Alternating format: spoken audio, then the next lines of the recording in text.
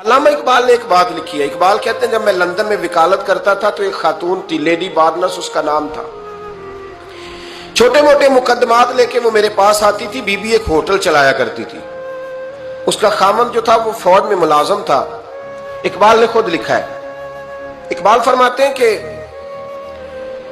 ایک دن وہ خاتون پھر کسی کیس کے سلسلے میں میرے پاس آئی. تو جب وہ آئی تو اس نے نقاب اوڑھا ہوا تھا, برقع کیا ہوا تھا. تو چونکہ اس نے نقاب اوڑھا تھا, مسلمانوں کی نشانی تھی. نقاب اوڑھنا کن کی نشانی ہے؟ اللہ آپ کو خوش رکھے. تو کہتے ہیں وہ نشانی چونکہ اہل اسلام کی تھی تو مجھے تجسس ہوا. میں نے کہا لیڈی خیریت ہے؟ میم صاحبہ یہ برقع پہننا ہوا ہے. تو کہنے لگی ہنس کے, اقبال مجھے پکا یقین تھا کہ آپ ضرور پوچھیں گے. تو میں نے کہا اچھا تو یہ برقع؟ تو کہنے لگی الحمدللہ میں مسلمان ہو گئی. تو میں نے فوراً کہا کہ آپ کا شوہر تو فوج میں ملازم ہے, فوجی کے لیے بدلنا اور پھر ملکی قانون اور یہ چیزیں. تو کہنے لگی اس نے مجھے کیا کہنا تھا, وہ خود کلمہ پڑھ گیا.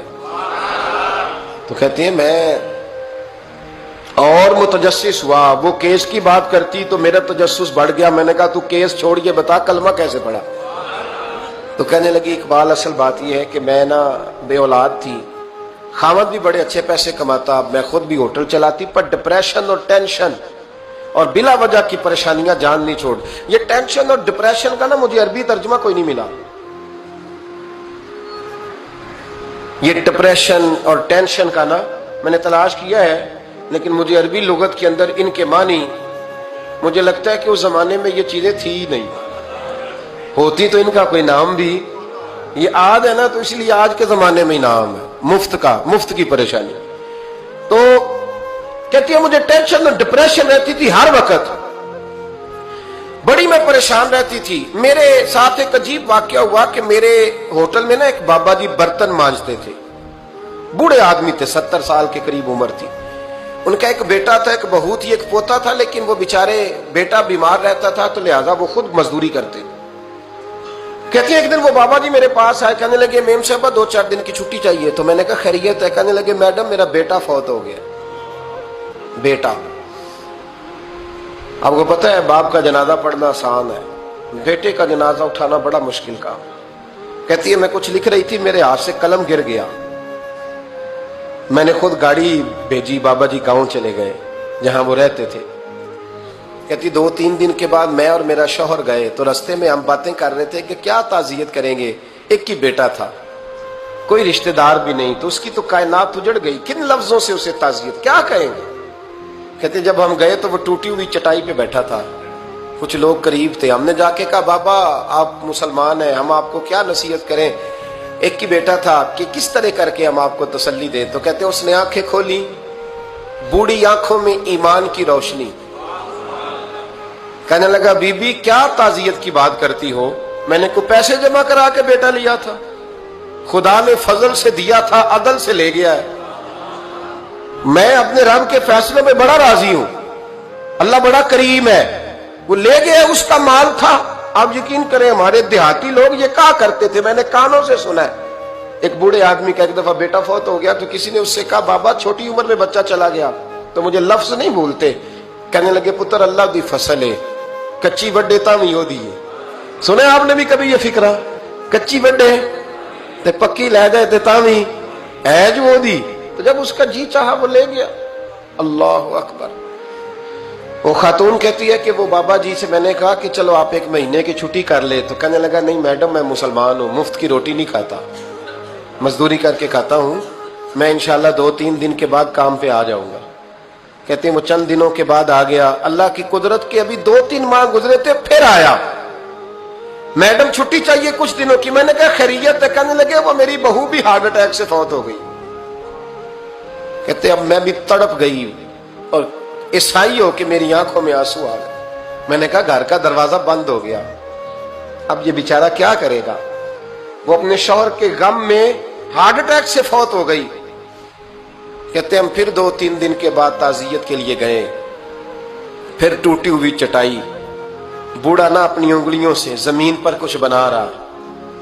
کہتی ہے قریب گئی اور میں نے جا کے کہا بابا اب تو تسلی آپ نے خود ہی کرنی ہے, جو نظام تھا وہ تو ہو گیا. تو کہتے ہیں پھر اس نے آنکھیں کھولی, آسمان کی طرف دیکھا تو کہنے لگا بیٹی کوئی پریشانی نہیں, मेरा बेटा बगैर शादी के भी तो फौत हो ही सकता था ना। बस मेरे मालिक ने जब चाहा जैसे चाह हुआ। मैं इंशाल्लाह 2-4 दिन के बाद काम पे आऊंगा। ये मेरा 3-4-5 साल का पोता है, अभी स्कूल दाखिल हुआ है, मैं साथ ले आऊंगा, वहां मेरे साथ ऊपर क्वार्टर में जहां मैं रहता हूं ये भी रहेगा। कहती है मैं सख्ते में आ गई उसकी कैफियत देख के। वो पोते को साथ ले आया। कभी कभी मैं देखती छत पे खड़े होके कि दादा घोड़ा बना हुआ है और पोता सवारी कर रहा है।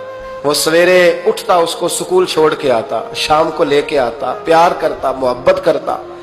तीसरी मंजिल पर हमने क्वार्टर दिया हुआ था, वहां दादा पोता रहते। अल्लाह तू बड़ा बेनियाज है। कहती है इकबाल, एक दिन ना पोता ऊपर वाली मंजिल पे खेल रहा था, उसका पैर फिसला, वो गर्दन के बल जमीन पे गिरा। मुझे खबर हुई तो मैं दौड़ी, एम्बुलेंस मंगाई। खून से लिथड़े हुए उस बच्चे को दादे ने अपनी गोद में रखा।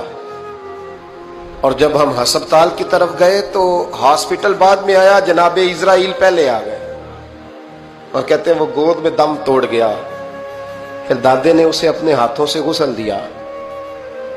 फिर उसने अपने बूढ़े हाथों से कब्र खोदी और फिर मिट्टी डाल के कहने लगा इन्ना लिल्लाहि व इन्ना इलैहि राजिऊन। जे सोना ही मेरे दुख विच राजी, जे सोना ही मेरे दुख विच राजी। फिर सुख नु चुल्ले डावा।